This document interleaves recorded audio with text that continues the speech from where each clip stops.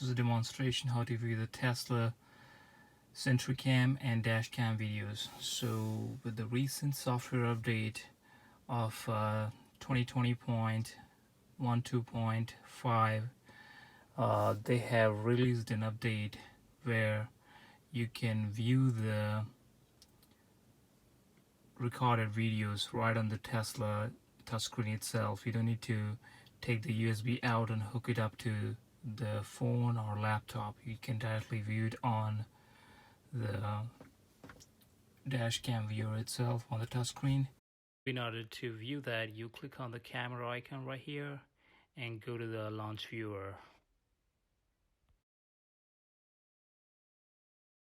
Then you have the videos which are arranged by Sentry mode and also by dashcam. You can scroll down, or you can just like select which one you want to view, like all, Sentry mode and dashcam, and you can play the video like that, which will also give the options to view the left camera, right camera, rear camera, and the front, obviously. Yep, this is a really nice, cool update, which is really useful to review your videos. Alright guys, thanks for watching.